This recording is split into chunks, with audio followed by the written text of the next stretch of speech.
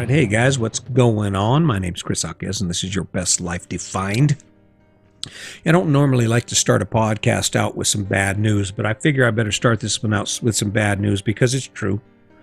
I think there's something we're not aware of, or a lot of people aren't aware of. Now, I am. That's kind of why Sandy and I made the move we did. But you do realize that someone is living your dream. You know, while you're doing what you do today, while you're doing what you'll do tomorrow, there is someone who is actually waking up every day and they're doing all the things that you dream of doing. They're traveling, they're seeing things they've never seen before, they're engaged in things that they just love. That's kind of crazy, and I'm sorry to be the bearer of bad news, but that's the truth. Now, there aren't a lot of people. I mean, when you think about it, there aren't a lot of people on scale. There aren't a lot of people living on a sailboat in the Caribbean. And by numbers, I think the numbers are probably increasing. I bet there's better than 1 million people who live full-time in an RV, but given the population of the United States is like 300 plus million, something like that, and not a lot of people. But there are some people who wake up every day and they're living your dream. They wake up every day and they're inspired because they get to do a lot of the things they enjoy doing amid the struggle. And what's ironic about that is, they're working just like you are. Yeah, they get up every morning and they grind it out. They fix breakfast and they handle their business and they go to that job. And that job sucks. Let's just face it, the job they do sucks just like the job you do sucks. But that's where it stops. When they get done doing all that crappy stuff they have to do, instead of being pinned down by the choices they've made to the point that they don't have the resources or the energy to do what they love to do, to pursue their dreams, they get to pick it.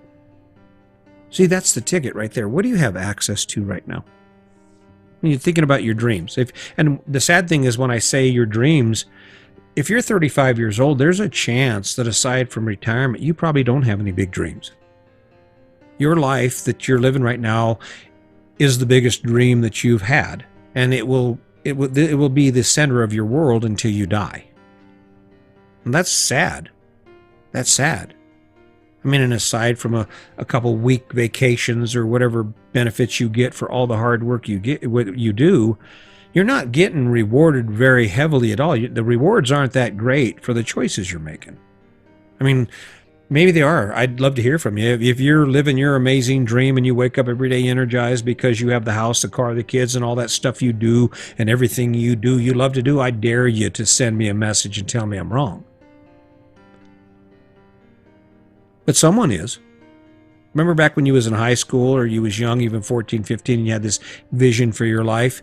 If you were fortunate enough to have been educated about life beyond what everyone else is doing, like, for instance, being a cop or going in the military or a life of an RVer or maybe a sailor, working on a shrimp boat, or maybe spending an entire year working in a resort in some warm tropical paradise, your dream is the one you're living right now. The problem is, it's likely that it's not your dream. I mean, think about the things you'll do today. Think about the things you'll do tomorrow. How many of those things fulfill your dream? How many of those things give you the energy and excitement that you're looking for, that you want? Energy and excitement that comes from going to a place you've never been before, being able to let your hair down and have fun, walking on the beach, drinking umbrella drinks, and doing the things that you aspire to do. Someone's doing it. You dreamed of being a painter or spending time playing golf every day.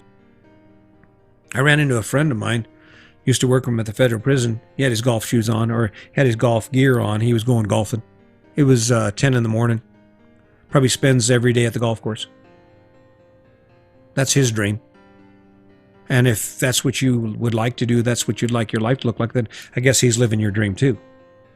I mean, if you ever wake up and you're facing that long day and you think, oh, I got to do it again, and you just wish you could wake up and have like the rest of your life to do whatever the hell you want with it, to be able to go wherever you want and explore the world or pursue those things you enjoy, you love, just as long as you want till you don't want to do it anymore? If that's your dream, guess what? I'm living that dream. I do this because I choose to. I show up here every day because of my dream. This is part of my dream. My dream is to change your life. My dream is to maybe give you some information that opens your eyes to the fact that, yes, you will have to work, and yes, you do need a place to live, and there's a lot of things you're going to have that look like the conventional American dream, but just not on that scale. There's also things that you probably dream of doing. In order for those dreams to come true, you have to start living them. And every dream starts somewhere, right? 10 years ago, Sandy and I said, okay, we got to change something, and that's where the dream started. But guess what? It was our dream. Instead of just having a dream, an idea, and letting it be that and no more than that, we picked that dream and then we said, okay, now how do we live it? Well, it took planning, took conversation, took tears, took fear, facing our fears. It's the scariest thing you'll ever do is step away from a life that everyone else is living. Step away from your life and of being the same as everyone else into another life that only a few people are living. It feels wrong. Even before you start, even though you've checked all of the, dotted all the I's and crossed all the T's, and you've done your research and you're prepared, there is a mountain of doubt that comes with decisions that aren't like everyone else's. And in the end, that's what's keeping you from living your dream. But that guy, that gal that's living your dream, they don't mind. That guy, that gal that's doing what they love to do and they get paid for it because they were willing to sacrifice and face the hurdles of getting from where they are to where they wanted to be so they could live your dream. Yeah, it's working out fine for somebody. Working out fine for them. Not working out fine for you, though. So, what are you going to do about it? Well, every action starts with a thought. And the better the thought, the more connected the idea is to who you are, the more likely it is you'll succeed. See, the reality is dreams aren't amazing adventures. Dreams aren't filled with unicorns and lollipops where every day you wake up in pursuit of your dream and it's just this amazing adventure that inspires and energizes you. It doesn't. I'm writing a book, working on that book, and guess what? It sucks sometimes. It takes energy to do it. Working this podcast. I have to do this podcast around a busy schedule. Is it always easy? No. But the dream's there. See, I'm pursuing my dream. My dream is to change the world. My dream is to have someone say, hey, thanks. What you said made a difference in my life. Thanks. Thanks for putting the effort out. Because had you not told me this, I wouldn't be where I am right now. That's a dream. Why? I don't know. I guess it's just there's something that feels good about helping people. And maybe it's my payback to the world for all those years I was just so angry. I don't know. Joe Rogan's living my dream, but I'm catching up with him. Brene Brown is living my dream. Maybe I'm not catching up with her yet, but I'm shooting for it. Oprah Winfrey's living my dream. How cool it would be to have that much influence. How cool it would be to have that much freedom. No, I'm not talking about the money. I'm talking about the clout, the social clout, the ability to say things that matter. Not a bad dream. That's my dream. What's your dream? Do you even have a dream? And even more important than that, what are you doing every day to achieve it?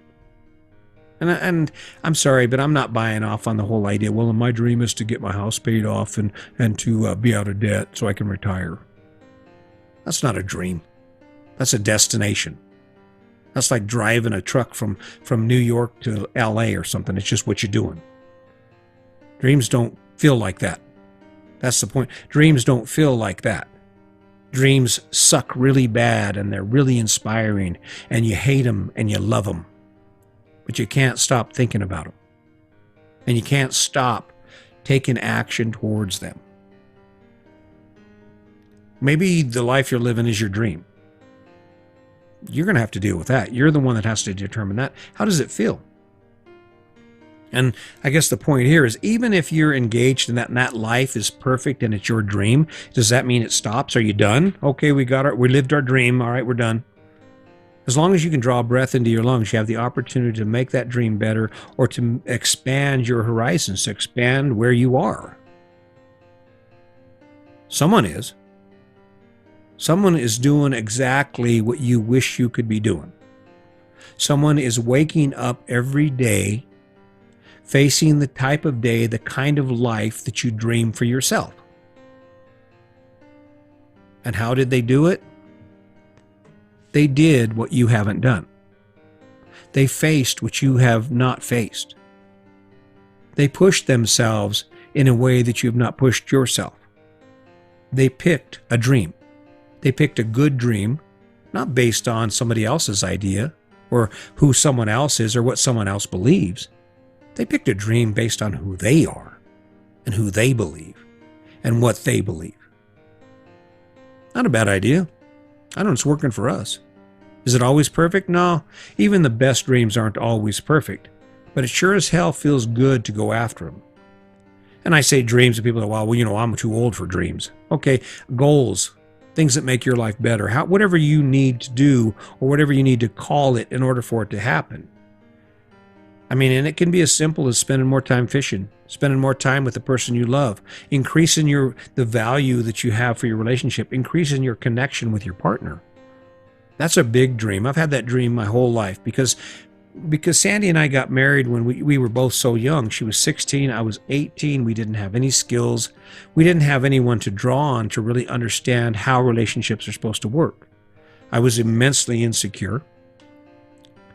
But amid all that insecurity and amid all that struggle, I wanted to have an amazing relationship with my wife. That was a dream of mine. It was to be able to talk to her when things get tough and to walk away from those conversations feeling better about us, feeling closer together. One hell of a dream, huh? Imagine what that would feel like. Someone's living your dream. When it comes to relationships, I'm right in the middle of a big dream, because I never imagined that we would have survived, much less being married nearly 40 years. In January will be 40 years. And even more important than that, to feel the way we do about each other, to have the kind of relationship that's built on trust and empathy and just a true appreciation for who she is and who I am to her. It's cool as hell. So when it comes to an amazing relationship and dreaming that your relationship will go in an amazing direction, I'm living it. And you can too. The question is, will you? That's up to you. That's where the responsibility comes in. I can sit here and I can talk all day long and I can share all my ideas with you about how I did it. But in the end, it comes down to you, and it comes down to you with you in a way where you wake up in the morning and you say, my dream is to have an amazing relationship, and to go after it and to take action every day towards doing that. Now, what that is for you, what worked for me was kindness, empathy, consideration, selflessness. My wife needs something, I do it. She asks me for something, I do it. You know why?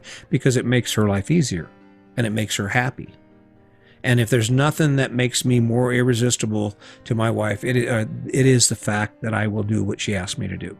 And I'm dreaming, my goal is to be Mr. Irresistible to my wife.